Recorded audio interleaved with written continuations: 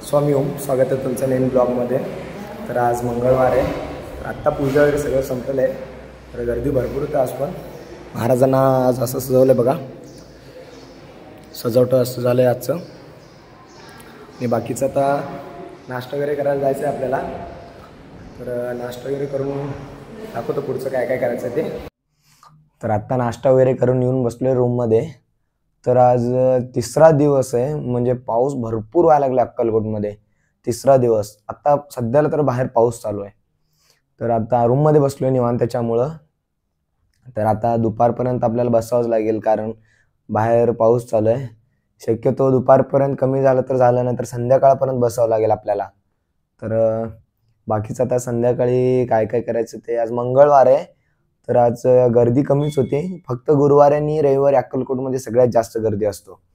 मग आता दुपारी काय जेवण वगैरे करतो, आणि मग संध्याकाळी आपल्याला परत आरतीची तयारी वगैरे करायचं असते, आरती वगैरे करायचं असते। ते फिक्सच आहे आपल्याला, म्हणजे रोज सकाळी आरती करायचं, अभिषेक करायचं, संध्याकाळी आरती करायचं, अभिषेक करायचं। मग आता सकाळपासून पाऊस चालू आहे, त्याच्यामुळे रूममध्ये बसलोय आता। तर आता संध्याकाळचं परत दाखवतो तुम्हाला, आता संध्याकाळी काय काय करायचं ते। तर आत्ता दुपारचे 12 वाजलेले आहेत, आत्ताच महाराजांचं नैवेद्य आरती संपलेलं आहे। तर एक 5-10 मिनटं झालं, आत्ता थोडा पाऊस संपलेला आहे, म्हणजे बंद झाला आहे। आता 12चा आरती झाल्यावर आता महाप्रसाद चालू होतो। आत्ता जस्ट झाली आरती, बंद झाली आता, नाहीतर आवाज येत होता बघा। पाऊस पण कमी झाला आता। झोपलो होतो मी, आत्ता आरतीचा आवाज ऐकून उठलो, आणि मग बघितलो पाऊस कमी झालाय। तर आता जेवायला जायचं आहे।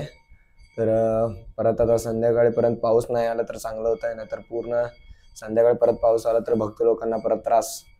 आता संध्याकाळी बघू आता आरतीची तयारी वगैरे। तर पहिलं तर जेवण करून येतो आता, आणि मग बाकीचं संध्याकाळचं दाखवतो तुम्हाला। तर आता संध्याकाळचे 6:30 वाजलेत, तर सगळं आरती तयारी वगैरे करून येऊन बसलो आहे, मित्र पण बसले माझ्यासोबत। तर आता आरती करायला जायचं आहे आपल्याला।